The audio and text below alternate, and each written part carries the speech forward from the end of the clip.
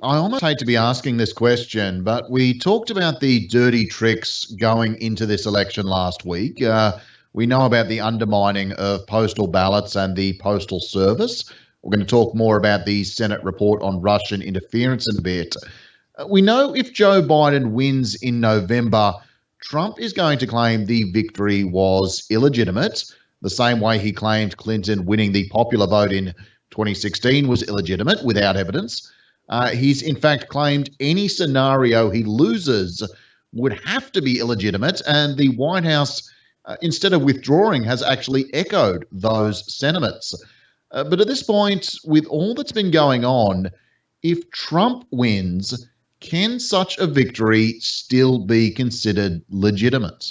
That's an interesting question because the forces of good, as you'd say, honors the elections, the codes, the results, and so on.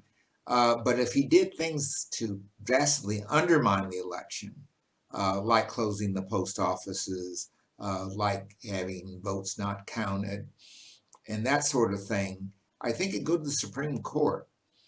And he's quite right. Remember, he said there might be another rerun of the election. He's going to do everything he can to keep this election from being won by any manner by the other side. Now, he has three choices. One is to quit pretty much now while he's ahead. Two is to try to do everything he can to undermine the existing election. And three is to see it through and then resign before the inauguration so he can be absolved of all the crimes he's committed that are now a matter of record with the intelligence report. So things are looking pretty grim for him. And as you know, when a rat is cornered, he is most dangerous. Just before we get on to the convention, we've seen Nancy Pelosi bring this one to the House and Postmaster General Louis DeJoy walk back plans that Democrats feared could disrupt the infrastructure needed for mail-in voting. Is that going to be enough in terms of the mail-in voting situation? No, it isn't. A lot more will have to be done. In the first place, a lot of mailboxes have been removed. Are they going to be replaced? And that's what they're going after. And she's going to ask that they be replaced in the places where people are asking for them to be replaced. She's going to ask that overtime be counted, ask that machines that process the mail be put back in. All those things will be helpful, but they're actually helpful for both sides. In the old days, Republicans were the ones who did their ballots by mail. And still in most states, you have to request a ballot. That is helpful to the Republicans. That's one of the reasons you don't hear them saying, no, don't do this. The other thing the Democrats have to do is actually get people to use this vote by mail and to go to the polls. Now, if we had no COVID, you'd be standing in long lines. COVID is actually an advantage here because the Democrats will get on the stick and suggest that people use the easiest possible means of voting, that is the mailbox. They'll also have to augment that, and I suspect they will. There'll be mail drop-off centers, not run by the post office, and in some cases they might be manned by National Guard units, so that people's mail is under secure carriage into the post office and into the balloting station. So they have to do more. This is going to be a big lift. I think you'll find some Republicans helping here too, particularly those in rural areas where they have lost their post offices and ability to vote, and their stations have been closed down because they fear the farm workers and others voting. So this one cuts both ways. And you have to win the election. Polls don't win the elections, as we found out in 2016. Only getting people out there, walking the streets, manning the phones and the like, wins an election. The really great thing that the Democrats have for them is a woman of color on the ticket. Because it doesn't matter whether you're a woman of color or whatever, having a woman on the ticket means suburban women will see a lot of justice there for themselves, and they'll vote in the right direction. As you say, Ed, the big news of this week is, of course, the Democratic convention. Joe Biden officially accepting the mantle of his party's presidential candidate, Kamala Harris officially accepting the mantle of running mate. What were some of the highlights for you? Well, clearly there's some discussion about whether Michelle's speech was the greatest thing of all time or the next to the greatest thing of all time. Only the president is talking about being pre-recorded and her numbers not right. He didn't say anything else wasn't right. The other thing is, what I really liked was hearing from so many what you call ordinary people. People who were operating elevators, uh, drugstore owners, people who were in wheelchairs, uh, people who were young, who were old, a whole panoply of people singing the national anthem from young to very old. This is a good TV show, no matter. And the message constantly getting home: racial and economic justice, healthcare, honesty in bureaucracy, restoring international relationships, making America honest again. I don't know what Trump's going to offer other than say he's more experienced right now than Biden. But Biden has 8 years of experience in the White House where they actually did something. So it was fantastic. You're seeing, as you say, all the regular people kind of coming into this convention. It seemed very much to me Democrats were showing a united front, really going out of their way to show a united front. I think it's not a united front in the sense you might think. It's a united front to get rid of Trump. And then the fractures start because you have AOC with her crew who want to push very far to the left, to real socialism. And the nation is tracking in that direction. You still have the centrists, the Stacey Abrams and others who are fighting for racial justice before we deal with economic justice. But that's much like the Labour Party in Australia and England in the right versus left debates. The Republicans have a very interesting dilemma because real Republicans, those Republicans we think of as Lincoln Republicans, are the ones taking out ads against Trump. And Trump's message is he got one thing through Congress: a massive handout to corporations. What else he's done is unclear. So I think having this bottom-up approach and showing Joe is one of the little guys is more effective than even I thought. Speaking of the Republicans, what's going on with the Republican convention? I mean, the first I heard about it even going ahead was that idiotic couple who confronted Black Lives Matter protesters with guns around their house were going to be presenting at the convention itself. What's going on with the planning for this one? I think this is darker secret than the Russian hacking. I don't think the Republicans know what they're going to do. And I think there's an awful lot of push and shove here.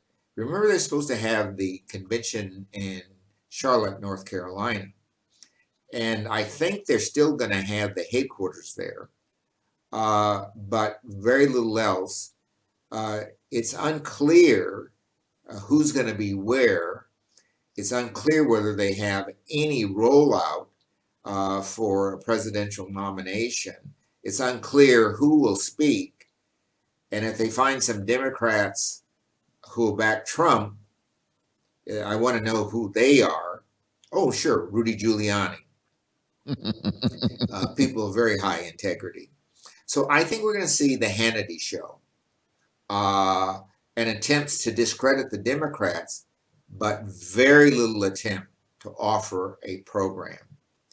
And it's hard to run on the negative in America. Hope is a big winner.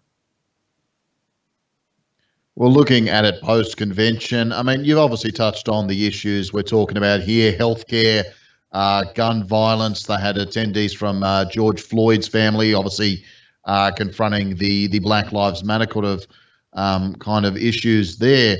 Michelle Obama, it was a terrific speech. It was a fantastic speech, but it also struck me as just how much within her speech and within a lot of these things, how much Trump is still defining the conversation. So we don't want Democrats to be the anti-Trump party.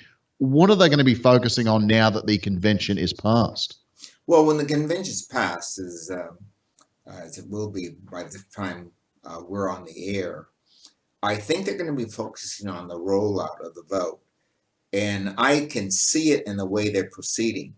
I think there are going to be more troops on the ground than ever before. Clinton tried to use the airwaves. She's not a person who walks street to street and corner to corner. And with Camilla on the ticket, it'll be easier to mobilize women. And women are the ones who go out knocking on doors. And it may not be knocking on doors. I think it will be in a lot of cases. It'll be this notion of a ground game. And the ground game will be capturing neighborhoods, getting people to volunteer to work at the booth on election day, getting people excited about healthcare and things at the ground level. The airwaves will be run by the Republicans. This linking projects, their ads are really stunning. So I think they can save money there, and money will be redirected at the ground game. The big place will be redirected is toward the U.S. Senate. And there are about 6 seats. If the demos take them, they will be in clover. If they get those 6 seats, they'd have 53 people in the Senate. And the Republicans will have a lot of people retiring in the next 2 to 4 years. So the Democrats could get up to almost 60 people in the Senate. So this is going to be a real grind game. Let's look for one thing. Who wins Texas? If the Democrats win Texas this time, I would say no Republican's going to be president for a very long time unless the Democrats really screw up. And almost like it was trying to get itself lost in the news cycle. Imagine that. On the second night of the Democratic convention, the final installment of the Senate Committee on Intelligence report on 2016 Russian interference actually dropped. Now, again, on Russia, on Manafort, on Roger Stone, reading through this report, it doesn't seem to tell us anything new so much as, again, confirm what was widely believed since the investigation began. Anything worth talking about here, Ed? I think the thing that the Democratic campaign can use this for is to say the Mueller report didn't indict the president. The president got off on the impeachment, but here's his own party basically saying the same thing, led by Republicans, that we were saying. So you can't say that poor Donald Trump was involved in a witch hunt. This hunt found the witch. So Donald's going to have a very hard time saying, I've been exonerated from everything. And this report is nothing because it came from his own people. He is fighting a rear guard, on his heels action. And if I were the Democrats, I'd have a committee working now to figure out how he's going to try to destroy whatever the election outcome really is. Yeah, my mind does keep going back to James Comey and the way he dropped in with that little nugget about the Hillary Clinton investigation 11 days before the election. And I keep wondering whether something like that is being held in reserve on Trump, or we're going to see William Barr attempt to drop something similar on Biden. We are. This report that's supposed to be coming out soon is been put together by Barr and his team to say that the FBI was spying on the Trump campaign illegally, and that people who did this should be prosecuted. That's now going to sound like tit for tat. It's going to be hard for people to swallow because the confirming outcome is the issue here. It's very much like the criminal who's caught and say, oh, the search was bad, and so I go free. But you did have the drugs. You did shoot the person. Yeah, the search was not good, and that's what this report's going to say. But the actual deed was committed. And the American people are not going to look at the search warrant. They're going to say, these deeds were committed. I think the talking points that come from this report will refute this bomb they think they're going to drop very easily and very quickly. And before we go, the Trump deal, I think that's what we're calling it, peace between Israel and the United Arab Emirates. This came through late last week. Ed, what do you make of it? The United Arab Emirates are a real big power in the world. They have an airport, a bunch of swimming holes, a nice railway system to keep you out of the hot weather. What kind of a power of the world are they? Please. This, again, will not even make it to the next news cycle. The unfortunate thing here is, though, it's done in the name of the United States. It's an ugly deal. But the UAE is looking around for how they can make some money. It has nothing to do with real politics. Well, Ed, we'll catch you again on these ones next week. Still plenty of race left to be run, so plenty to Well, still do. let's start talking about who might be in the Biden cabinet. I think it's going to be interesting. I think we've seen most of them giving speeches.